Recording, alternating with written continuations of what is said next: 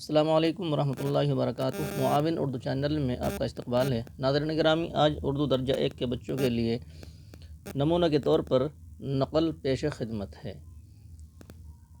اکثر پین سے آپ کے سامنے لکھا جاتا ہے، لیکن کبھی کبھی کٹے ہوئے قلم سے بھی آپ کے سامنے لکھ کر کے پیش کرتا ہوں۔ آج کٹے ہوئے قلم سے لکھیں گے۔ اوپر عنوان لکھا ہے۔ کٹے ہوئے قلم سے لکھتے ہیں تو نقطے چوکور آتے ہیں، اور پینسل یا پین سے لکھیں گے تو نقطے گولائی میں دیے جائیں گے۔ پر عنوان لکھا ہے 20 تاریخ 7واں مہینہ ہے اور بروز بدھ ہے، سن 1446 ہے۔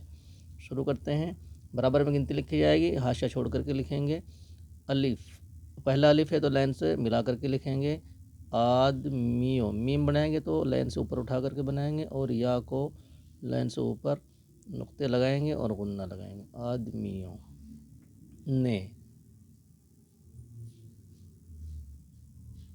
جن چیزوں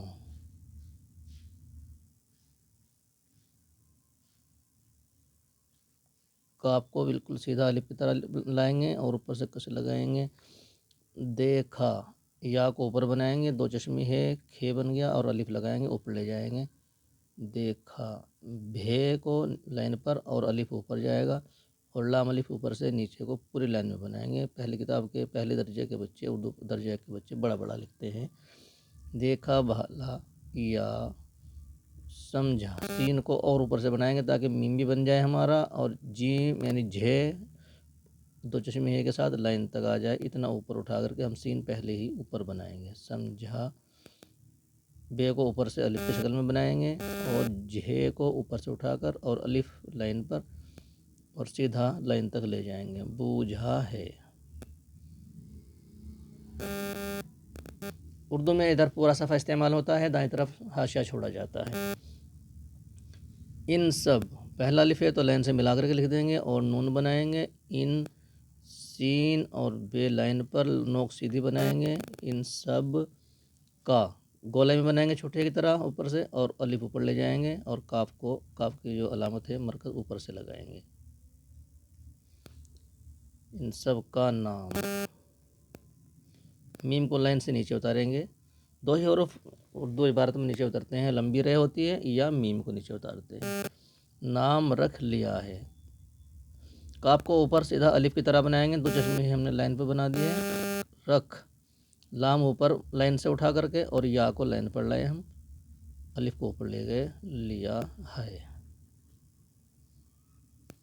نام لینے سے، میم نیچے، لینے، لام کو اوپر سے بنائیں گے، شوسا اور نون کا شوسا اور نیچے، اور بڑی یا کو ہم پورا لائن پر لکھیں گے، لینے سے۔ چیز، چے اوپر اٹھا کر اور یا، یہ گولائی آنے کے بعد میں شوسا اس میں خود بخود ہی بن جاتا ہے۔ سمجھ، سین کو اچھا خاصا اوپر اٹھا کے بنائیں گے۔ میم، میم کا بناتے وقت ادھر نکالیں گے، ہاتھ نیچے کو رکھیں گے۔